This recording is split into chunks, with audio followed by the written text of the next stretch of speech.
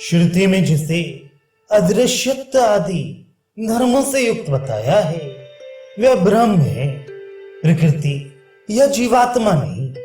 इसका प्रतिपादन वेदांत दर्शन पहला अध्याय दूसरा पाद 21वां सूत्र अदृश्यता आदि गुणों वाला पर ब्रह्म परमेश्वर ही है, क्योंकि उस जगह उसी की सर्वज्ञता आदि धर्मों का वर्णन है।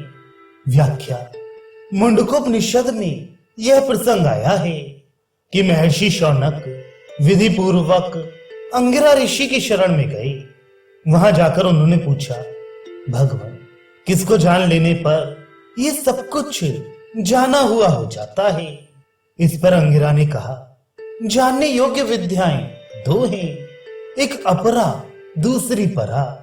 उनमें से अपरा विद्या तो ऋग्वेद, यजुर्वेद, सामवेद, अथर्ववेद, शिक्षा, कल्प, व्याकरण, निरुक्त, छंद तथा ज्योतिष है। और परा वह है जिससे उस अक्षर ब्रह्म को जाना जाता है। यह कहकर उस अक्षर को समझाने के लिए अंगिरा ने उसके गुण और धर्मों का वर्णन करते हुए कहा कि जो इंद्रियों द्वारा अगोचर है, पकड़ने में आने वाला नहीं है, जिसका कोई गोत्र नहीं है, वर्ण नहीं है, जो आंख, कान तथा हाथ पैर से रहित है, नित्य व्यापक, सर्वत्र परिपूर्ण, अत्यंत सूक्ष्म और सर्वथा अविनाशी है, उसको धीर पुरुष देखते हैं। वह समस्त भूतों का परम कारण है।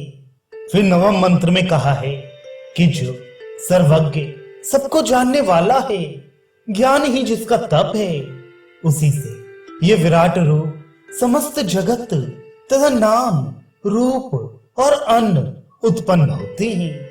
यहाँ जिन सर्वज्ञता आदि धर्मों का वर्णन है वे परब्रह्म परमेश्वर के ही है, तथा एक ब्रह्म को जान लेने पर ही सब कुछ जाना हुआ हो सकता है, अन्य किसी के जानने से नहीं। इसलिए उस प्रकरण में जिसे अदृश्यता आदि गुणों वाला बताया गया है वह परब्रह्म परमात्मा ही है, जीवात्मा या प्रकृति नहीं। इसी बात की पुष्टि के लिए दूसरी युक्ति देते हैं। 22वां सूत्र परमेश्वर सूचक विशेषणों का कथन होने से तथा प्रकृति और जीवात्मा से उसको भिन्न बताए जाने के कारण भी जीवात्मा और प्रकृति अदृश्यता आदि गुणों वाला जगत कारण नहीं हो सकती। इस प्रकरण में जिसको अदृश्यता आदि गुणों से युक्त और सब भूतों का कारण बताया गया है उसके लिए सर्वज्ञ आदि विशेषण दिए गए हैं, जो ना तो प्रधान के लिए उपयुक्त हो सकते हैं और न अल्पज्ञ जीवात्मा के लिए ही। इसके सिवा उन दोनों को ब्रह्म से भिन्न कहा गया है। मुंडकोपनिषद में उल्लिखित है कि वे देखने वालों के शरीर के भीतर यही हृदय गुफा में छिपा हुआ है। इसके अनुसार जीवात्मा से परमात्मा की भिन्नता स्वतः स्पष्ट हो जाती है। और भी जगह कहा है कि शरीर रूपी वृक्ष पर रहने वाला ये जीवात्मा शरीर में आसक्त होकर डूब रहा है, अपने को असमर्थ समझकर मोहित हो शोक करता रहता है।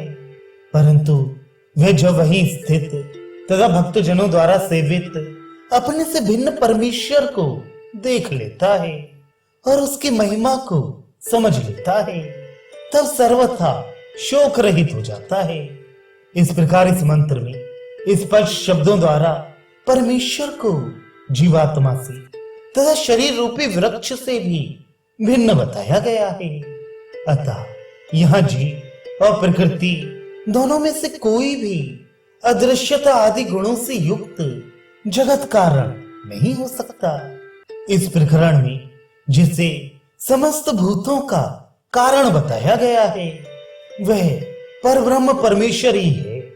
इसकी पुष्टि के लिए प्रमाण अगले प्रकरण में देते हैं।